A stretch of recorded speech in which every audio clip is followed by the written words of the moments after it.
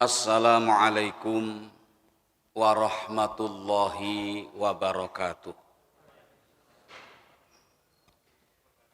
Bismillah, alhamdulillah, wassalatu wassalamu ala rasulillah Sayyidina Muhammad ibni Abdillah, la hawla wa la quwata illa billah, amma ba'du.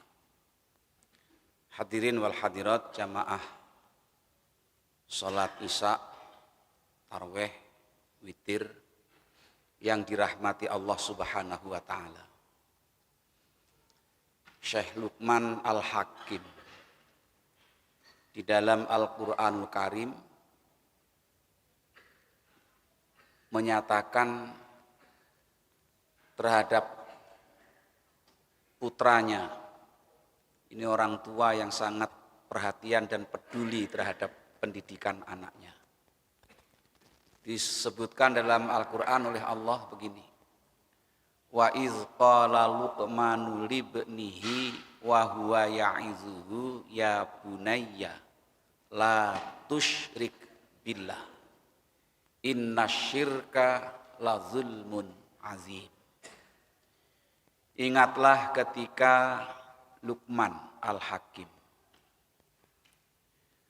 menyampaikan atau mengatakan kepada anaknya, wahai anakku, janganlah kamu menyekutukan Allah.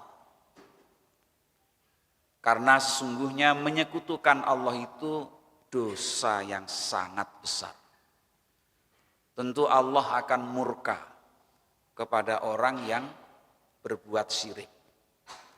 Syirik itu artinya menyekutukan Allah atau menduakan Allah atau membuat Tuhan selain daripada Allah. Itu Allah murka. Dan dosa itu termasuk dosa yang tidak bisa diampuni oleh Allah. Karena sudah keterlaluan, nemen tenan dosa syirik itu. Allah yang memberikan segalanya di bumi ini, diberi hidup, kasih fasilitas, udara kita hidup tanpa bayar, disiapi makanan, lalu kita bisa menikmati berbagai macam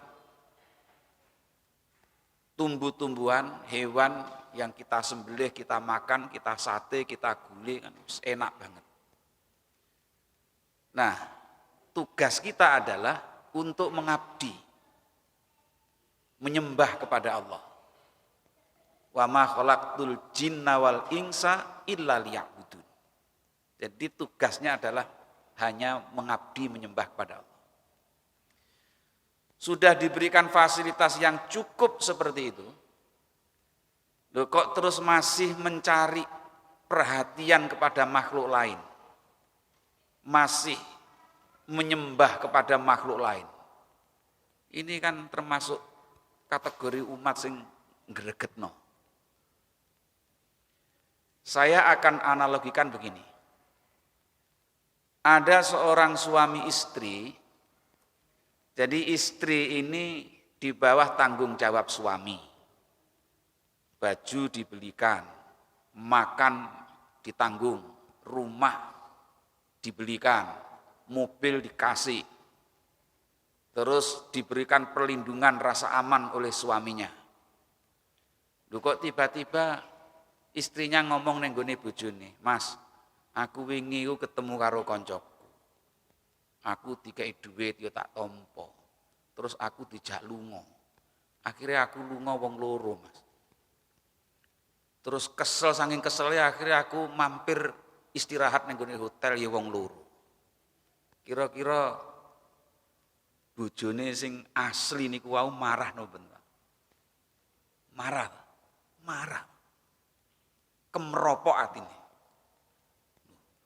Wong wis tak kei omah, tak kei mobil, perlindungan hidup juga sudah saya siapkan. Kok iso masih mencintai orang lain? Kadek koncone dhewe oleh teko reunian. Iki kan gregetno iki. Iku nek wong sing gak sabar dipateni tenan, Pak. Kan berarti sudah menduakan suami. Dengan itu maka suami akan merasa dihinakan oleh istrinya itu. Nah, kira-kira bisa merasakan ya. Kene opo sampai dikatakan inna syirka la zulmun azim. Karena sungguhnya perbuatan syirik itu adalah dosa yang sangat besar. Ada seorang abid, orangnya ahli ibadah, hidupnya sederhana, ini suami istri. Nah, dalam hidupnya ini, istrinya ini meminta kepada suaminya, Mas, aku iki nek urip terus ngene terus. Aku ya gak betah, aku ya kepengin kaya wong-wong ngono iku. Iso blonjo ning gone pasar krempyeng, ya blonjo ning gone mall, kadang-kadang iku ngono, Mas. Terus yo nek iso iki aku ya iso tuku mobil elek-elekan. Mosok kok ngene terus. Sampeyan kerja sing rada meningkat. Wong ngono tadi. Iya, Mas. Ya wis aku sesuk tak kerja.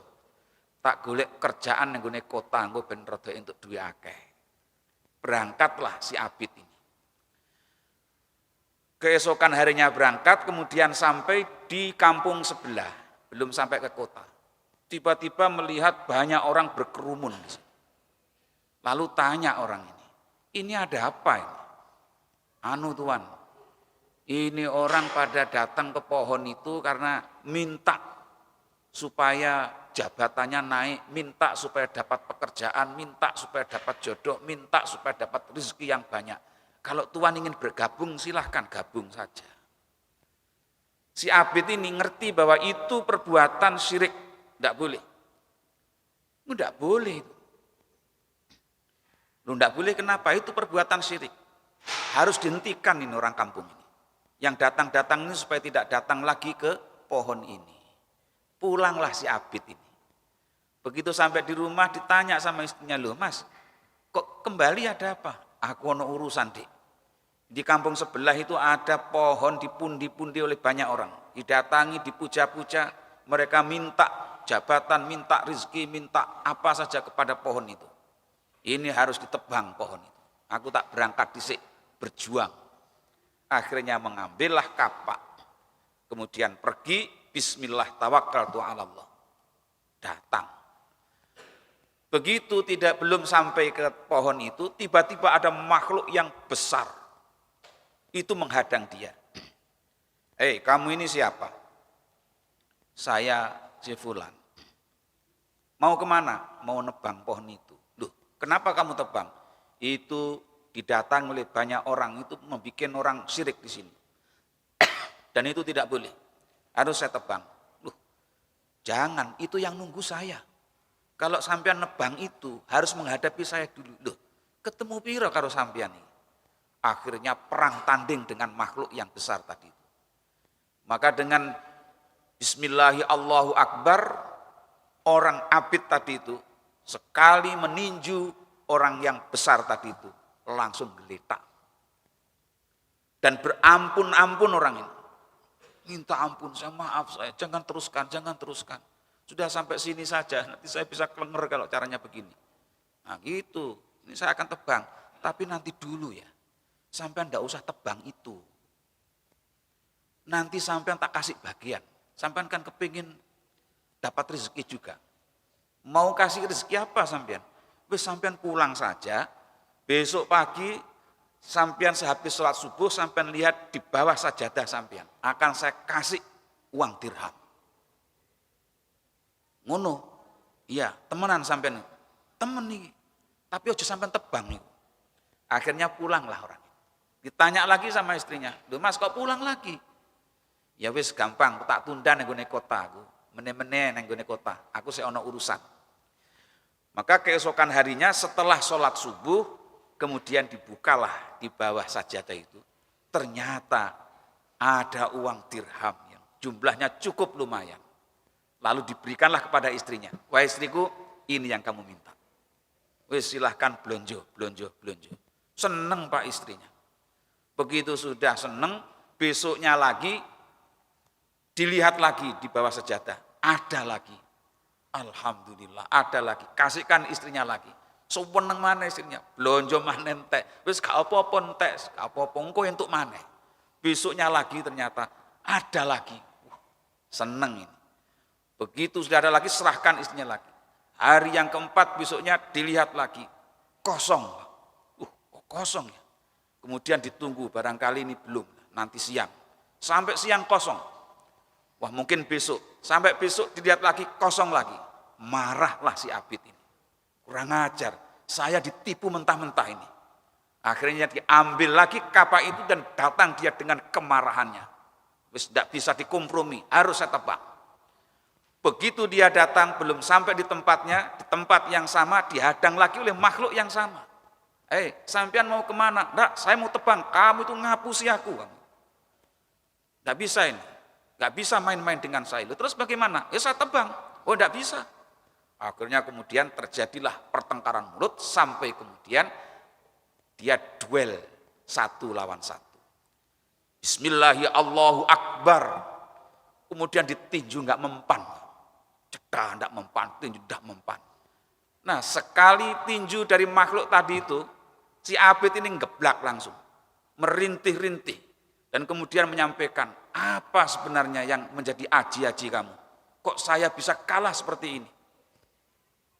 Akhirnya si makhluk tadi itu menyampaikan, iya, aku tidak perlu aji-aji. Saat kamu berlawanan dengan saya itu, saya kalah, saya akui kalah. Karena kamu memegang tauhidmu kuat, bertuhan hanya kepada Allah Subhanahu wa Ta'ala. Tetapi sekarang ini kamu tidak seperti itu. Tauhidmu sudah luntur. Kamu sudah tidak lagi karena Allah, bukan lagi karena Tuhan, tetapi karena dirham yang aku berikan itu. Dan disinilah kemenangan saya. Maka kamu tidak akan bisa melawan aku. Maka dia sempoyongan pulang dan kemudian bertaubat. Jadi disinilah kalau kita berpegang tauhid, mengabdi kepada Allah, tidak berbuat syirik, maka Allah akan memberikan pertolongan terus kepada orang. Maka dalam Al-Quran disebutkan begini, bahwa orang-orang yang menyatakan alladzina qalu rabbunallah tsumma istaqamu tatanazzalu alaihimul malaika alla takhafu wa la tahzanu wa absyiru bil jannati allati kuntum tu'adu. Orang-orang yang mengatakan bahwa Tuhan kami adalah Allah, kemudian mereka beristiqomah, jadi terus berpegang bahwa Tuhan kami ini adalah Allah. Ini kan tauhid yang kuat, tidak bisa digoyah oleh siapapun. Tsumma istaqamu, terus istiqomah. Walaupun ada godaan apa saja, tidak pernah geseh dari bahwa kami adalah punya Tuhan, hanya Allah. Tsumma istaqamu, istiqomah, itu terus sholatnya istiqomah, zikirnya istiqomah, ikhtiarnya istiqomah semuanya. Tatanazzalu alaihimul malaikah, maka turunlah para malaikat. Kemudian para malaikat itu menyampaikan support, dukungan. Janganlah kalian takut, janganlah kalian khawatir, bahkan kalian akan mendapatkan surga dari Allah Subhanahu wa Ta'ala. Kekuatannya itu ada di situ. Kekuatannya itu adalah di akidahnya yang kuat dan kemudian istiqomah ini. Allah kemudian memberikan perlindungan. Sama dengan istri tadi yang saya berikan analogi tadi itu. Kalau istri ini kemudian orangnya istiqomah, taat pada suami, ada masalah apapun, maka suami akan memberikan bantuan kepada istri untuk bisa memperkuat keadaan istri itu. Ini juga begitu. Nah inilah karenanya Luqman Al-Hakim menyampaikan kepada anaknya, jangan menyekutukan Allah. Karena menyekutukan Allah itu adalah dosa yang sangat besar, di samping akan melemahkan dirinya sendiri. Mudah-mudahan ini menjadi kekuatan buat kita semuanya. Dan semoga kita selalu bisa mengabdi kepada Allah Subhanahu wa Ta'ala dengan ikhlas hanya karena mencari ridhonya.